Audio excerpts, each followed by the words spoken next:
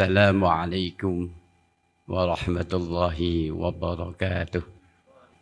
Alhamdulillah dari pagi sampai sore ini Allah memperjumpakan kita dalam keadaan sehat walafiat, duduk bersama sebagai wujud ihtimam kita, kepedulian kita kepada potret umat Islam pada zaman ini, dan sebagai langkah bagaimana kita mengkolaborasikan, mensinergikan potensi-potensi yang ada pada kita untuk kejayaan agama kita. Kita yakin, seyakin-yakinnya, karena itu adalah janji Allah yang tidak pernah luput dan tidak pernah mengingkari janjinya, bahwa wa'adallahu alladhina wal'adallahu alladhina amanu minkum wa'amilu salihati la yastakhlifannahum fil ardi kama stahlafa alladhina min qablihim. Kita orang-orang yang beriman pasti akan memimpin bumi ini sebagaimana peradaban Islam pernah memimpin hampir 8 abad. Jadi sudah dipaparkan oleh Dr. Yahya. Sebetulnya tidak pantas saya berbicara karena biasanya saya ini cuma bagian doa, bagian istikharah, bagian fikih.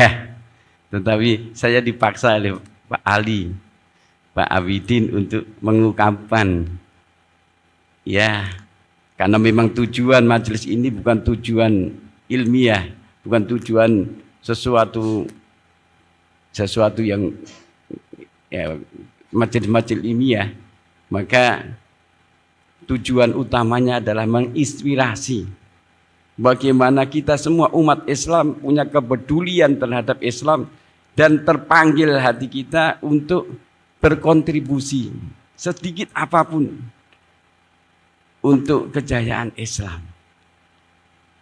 Kami seluruh perintis Tursina, saya katakan saya historis. Ya, secara historis kami memidani dari awal Tursina ini gambaran kecil bahwa saya ini sudah tidak bisa melihat. 15 tahun saya tidak bisa membaca. Dan kami semua perintis ini tidak ada yang istimewa, tidak ada orang yang hebat, nggak ada.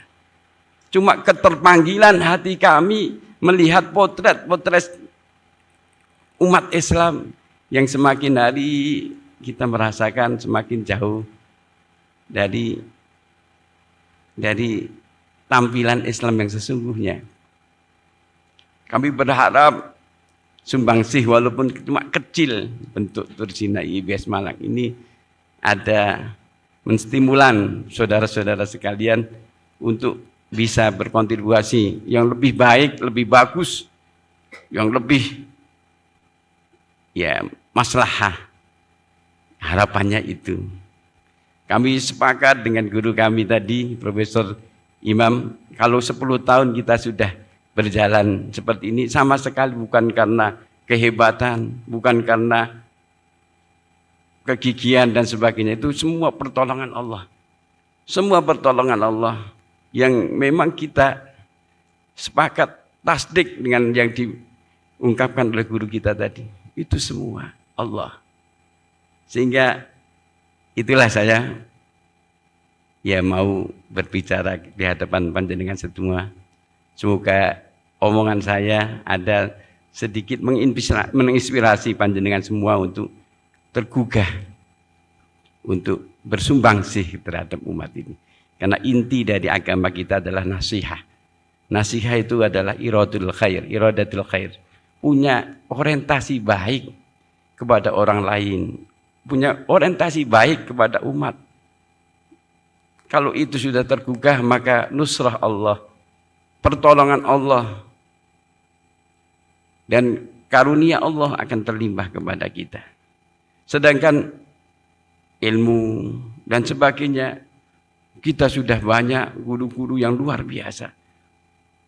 Seperti Profesor Imam tadi, 51, mendedikasikan hidup beliau untuk pendidikan.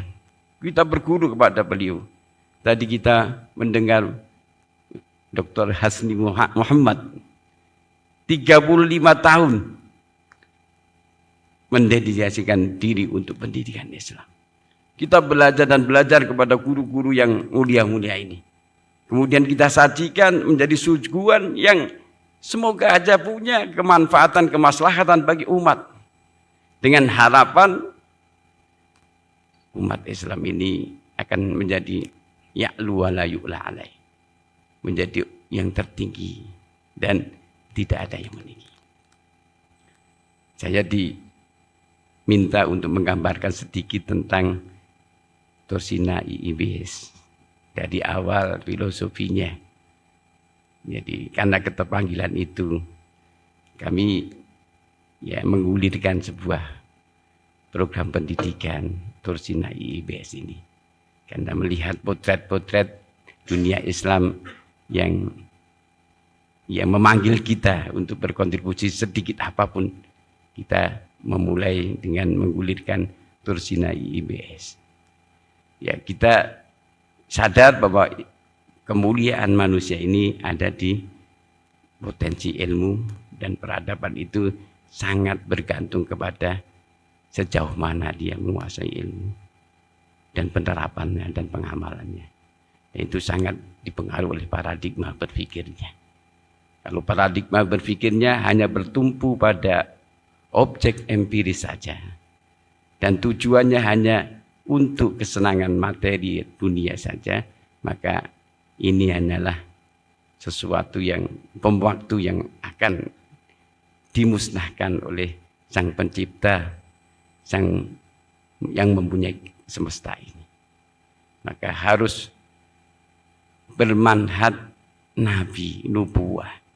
Karena nabi dan rasul itulah aminullah, adalah kepercayaan Allah mendidik umat. Maka diutus sampai 124.000 nabi, 315 dalam riwayat lain 313 rasul, untuk terus menjaga kefitrahan manusia sesuai dengan apa yang dikehendaki Allah Sang Pencipta. Setiap ada komunitas atau umat yang hanya bertumpu kepada materi, maka dibinasakan walaupun kecanggihan, kemegahannya luar biasa. Terus diluruskan, dan kita yakin Nabi akhir zaman adalah Nabi Muhammad SAW. Dan ini adalah panutan kita, teladan kita, termasuk dalam pendidikan. Sehingga pendidikan yang bermanhaj nubuwah inilah yang kita gulirkan. Karena Kanjeng Nabi 10 tahun mendidik dalam madrasah masjidnya dengan sepenuh hati, 24 jam beliau membimbing. Maka kami gulirkan boarding school, pendidikan yang berasrama. Karena kami bisa mendidik bagaimana pola hidupnya, kita bisa mendidik bagaimana peribadatannya, bagaimana akhlaknya, bagaimana pergaulannya, dan kita juga menjaga mereka dari berbagai macam polusi, pencemaran-pencemaran yang Masya Allah tidak bisa terbendung di luar. Dan sifatnya internasional karena memang Kanjeng Nabi mencontohkan dulu saja dalam dunia itu sudah santrinya internasional. Ada yang dari Romawi, Suhaib, ada yang dari Persia, Salman, ada yang dari Syam, Tamim Ad-Dari dan sebagainya. Ada yang dari Yaman, ada semua. Itu miniatur bahwasanya adanya dialog sosial itu akan memperkaya dialektika berpikir yang harapannya seperti yang Profesor Iman tadi sampaikan, adanya sebuah semangat untuk saling memahami. Kemudian ada ukhuwah persatuan. Yang di Indonesia misalnya Muhammadiyah dan NU kayaknya sudah menjadi kotak yang berbeda, tetapi beliau mencontohkan pernah jadi wakil Suriah, pernah jadi mustajab Dewan Tarjih dan seterusnya. Itu sana sama-sama kita disatukan dengan kiblat yang sama, Tuhan yang sama, Nabi yang sama, maka kitab suci yang sama. Tidak ada alasan kita untuk berpecah, tidak ada alasan untuk kita bertikai. Dan Masya Allah kita lihat dunia Islam sekarang kemerosotan, kemunduran, keterbelakangan itu banyak faktornya karena pertikaian antar madhab, antar kelompok. Naudzubillah, harapan kami, harapan kita semua, umat Islam itu menjadi umatan wahidah, umat yang bersatu penuh, bersama-sama dalam li'ila kalimatillah, meninggikan kalimat Allah. Makanya bentuknya internasional, Islamik, karena kita berpola berkehidupan sesuai dengan yang diatur oleh agama kita, agama Islam yang diteladankan oleh baginda Rasulullah SAW. Sedikit saya ingin menyampaikan tentang Tursina itu. Jadi kami memang visi dan misinya dipingkai dalam nama. Ya, Tursina kita bisa lihat bahwasanya Tursina ini menjadi titik yang luar biasa bagi Nabi Musa. Dan Nabi Musa ini adalah nabi yang paling banyak diceritakan oleh Allah di dalam Al-Quran. Paling banyak disebut di dalam Al-Quran, 168 kali. Dan memang kita sadar bahwasanya umatnya Nabi Musa itulah umat yang paling hebat, potensinya itu juga paling hebat, potensi ifsadnya juga paling hebat, Bani Israel. Sehingga separuh, menurut riwayat separuh para nabi itu ada di Bani Israel. Dialektika dalam menyelesaikan problem dicerikan di dalam Al-Quran, bagaimana melawan tiran Fir'aun, bagaimana melawan Haman, bagaimana melawan Korun, bagaimana melawan Bal'am, bagaimana melawan Musa Samiri dan sebagainya. Itu berbagai macam tantangan yang dihadapi. Yang harapannya, ya, santri-santri Tursina ini punyalah kemampuan untuk bisa menghadapi atau melawan berbagai macam problem, fitnah-fitnah yang terjadi pada era sekarang ini. Maka ada 3 yang titik penting dalam Tursina itu adalah pertama, wa kallamallahu Musa taklima, di mana Allah berbicara dengan Nabi Musa. Seperti beliau tadi sampaikan, Mi'raj. Ya. Jadi kita kepingin anak-anak kita ini bisa dekat dengan Allah, bisa mi'raj kepada Allah, bisa berjumpa dengan Allah, berbincang-bincang dengan Allah. Dan itu tidak mungkin karena memang itu ranahnya para nabi dan para rasul. Tapi ada sebuah hadis sahih dari Imam Muslim, hadis 2398. Baginda Rasul mengatakan, qad kana yakunu fi umamin muhaddatsun. Sungguh senantiasa di dalam umat ini ada, di dalam setiap umat, ini setiap umat ada muhaddatsun. Muhaddatsun secara harfiah orang yang diajak bercakap oleh Allah. Para ulama menafsirkan mulhamun, orang yang mendapatkan ilham dari Allah. Terus beliau memberi sampel, iyakun fi ummati ahadun fal umar. Pak Umar itu terminhum. Kalau di umatku ini ada, maka Umar itulah salah satunya. Coba kita lihat pribadi Umar sedikit saja untuk bagaimana karakter mulhamun itu. Jadi di dalam testimoni Sayyidina Umar diriwayatkan oleh Bukhari dan Muslim, wafaqtu rabbi fi salasin. Aku bersesuaian dengan Tuhanku 3 hal. Fi maqami Ibrahim, wa fi hijab, ya, wa fi asharal badrin.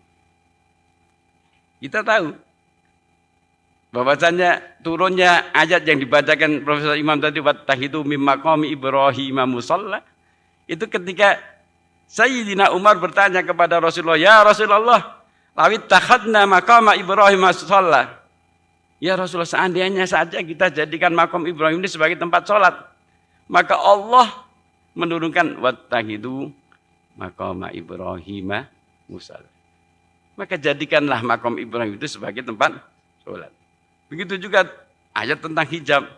Begitu ayat tentang tawanan Badar. Ayat tentang surat Tahrim itu asarabu ayat. Itu surat At-Tahrim ayat 7 ya. Atau ayat tentang larangan untuk menyolati orang munafik. Itu dari inspirasi atau hampir berkesesuaian dengan usulan Sayyidina Umar. Jadi muhaddatsun ini adalah orang-orang yang idenya, gagasannya, inspirasinya selaras atau hampir berkesesuaian dengan apa yang dikehendaki Allah. Yang difirmankan Allah. Dan waktu itu kalau memang wahyu masih turun. Karena selaras dengan apa yang dikehendaki Allah. Ini tidak didapat dengan banyaknya membaca, tidak didapat dengan banyaknya referensi, tetapi itu tadi ketika Mi'raj. Gagasan-gagasan beliau, Profesor Imam tadi untuk memajukan UIN tadi, itu inspirasi yang diilhamkan oleh Allah melalui proses pendekatan kepada Allah. Maka ini proses-proses ini dibimbing anak-anak 24 jam. Dari bagaimana tidurnya, bagaimana bangun tidurnya, bagaimana ibadahnya seterusnya. Karena pada intinya dalam menangkap ilham atau inspirasi-inspirasi yang dari Allah ini pada intinya adalah diperlukan alat tangkap yang jernih, yang bersih. Dan itu harus dijaga dari segala yang mengotori. Maka benar-benar dijaga. HP harus dibatasi, segala macam kemaksiatan, potensi-potensi untuk pencemaran itu dibatasi. Kemudian benar-benar dibimbing untuk benar-benar bisa beresonansi dengan getaran-getaran ilahi ini. Dengan sholat, bagaimana mendatangkan kekhusyuan, dengan zikir, dengan saum, dengan munajat, dengan zikir, dengan yang lainnya. Itu dibimbing oleh murabi dan murabiyah. Harapannya menjadi tadi, seperti beliau insan yang bisa mi'raj, jadi bisa menangkap mandat-mandat ilahi yang ditangkap itu, kemudian kalau dia jadi ilmuwan, dia punya ide-ide yang cemerlang untuk menambah khasanah keilmuan. Kalau jadi pemimpin punya ide-ide yang cemerlang untuk membuat kebijakan-kebijakan yang membawa kemaslahatan dan kemanfaatan. Kalau jadi bisnismen mendapat inspirasi dari Allah untuk punya intuisi bisnis yang tajam dan seterusnya.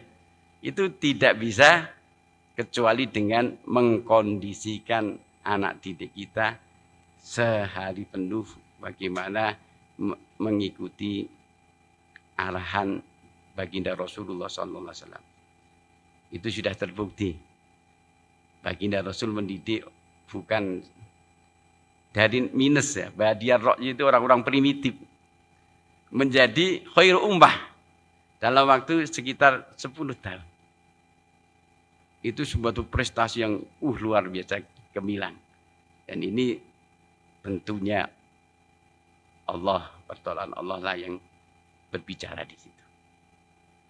Terus pembekalan di Tursina itu secara inspiratif, Musa dibekali dengan Taurat. Makanya pembekalan secara ilmu-ilmu yang sifatnya tibyani, konseptual, teoritis. Maka kita benar-benar membekali anak-anak kita pertama dengan mendekatkan dengan kitab suci, membaca, menghafal, kemudian mentadaburi, mengerti, mendalami, itu nanti sesuai dengan kapasitas mereka. Kemudian mendapatkan ilmu-ilmu yang komprehensif, holistik, karena memang Al-Quran itu wa nazzalna alaikal kitaba tibyanan likulli syai'in wa huda wa rahmah wa busra lil muslimin. Sebagai tibyan likulli syai'in, sebagai penjelas dari segala sesuatu. Makanya semuanya Al-Quran berbicara tentang fikih, tapi bukan kitab fikih. Al-Quran berbicara tentang manusia, tapi bukan kitab psikolog atau sosiolog. Al-Quran berbicara tentang alam, tapi bukan teksbul untuk sains. Begitu juga. Tapi semua proporsional. Diinspirasikan kepada kita, ditata oleh Allah dengan proporsional. Maka penataan, pensuguhan ilmu-ilmu yang ada itu pun juga harus secara proporsional, balance, seimbang. Itulah. Yang ketiganya adalah bagaimana membekali ilmu-ilmu yang sifatnya burhani, bukti nyata, terapan yang bisa menjadi bekal mereka untuk menghadapi segala problematika hidup. Ya, supaya itu maka diceritakan di dalam Al-Quran. Allah menunjukkan bagaimana kemukjizatan tongkatnya Musa itu di Tur Sina. Nah, saya garis besari, kalau kita ingin mendapatkan kemukjizatan dari Allah, maka ada misi 3 itu. Ketika Musa wadrib sokal hajar ya. Wa idis tasqala Musa liqaumi faqul nadrib bi asakal hajar. Untuk kemakmuran. Kalau semua teknologi, terapan, bermisi, berorientasi untuk meningkatkan kemakmuran, kesejahteraan manusia, insya Allah pertolongan Allah, kemukjizatan Allah itu akan diturunkan. Kemudian ketika Musa menyelamatkan Bani Israel, wa idqulna wa auhayna ila Musa an idrib bi asakal bahr. Itu untuk menyelamatkan Bani Israel, maka bisa membelah lautan. Jadi untuk keselamatan, makanya salah satu terapan itu adalah bagaimana untuk keselamatan umat manusia, keselamatan semesta, keselamatan bumi, keselamatan sumber daya dan sebagainya. Maka kalau tujuannya itu, maka insya Allah nusrah Allah, pertolongan Allah, dan segala kemudahan diberi oleh Allah. Yang ketiganya ketika harus mengalahkan sihir. Sihir dulu waktu itu teknologi yang tercanggih pada waktu itu. Jadi kemudian terkalahkan dengan mukjizat Allah, tongkat itu. Jadi memang tidak mau kita akan menghadapi itu. Peperangan antara hak dan batil, yang merusak dan yang membangun itu senantiasa ada. Untuk menjaga kebenaran, menjaga kebaikan, maka kita perlu juga terapan untuk bagaimana menghalangi atau mengalahkan musuh-musuh perusak ini. Ini sedikit gambaran sedikit, semoga ada guna dan manfaatnya. Tapi pada intinya kami ingin berbicara bahwasanya pendidikan agama, pendidikan Islam ini adalah tanggung jawab kita bersama sebagai Muslim, dan kita hendaknya semua terpanggil, mulai dari skop yang sekecil mungkin kita mendidik kita, anak kita, keluarga kita, bagaimana selaras dengan apa yang diridhai Allah, selaras dengan apa yang diteladankan oleh baginda Rasul. Dan insya Allah kalau kita bersama-sama, insya Allah janji Allah itu pasti akan datang. Ya, kita akan menjadi peradaban yang memimpin dunia. Itu saja. Mohon maaf. Wabillahi taufiq wal hidayah. Assalamualaikum warahmatullahi wabarakatuh.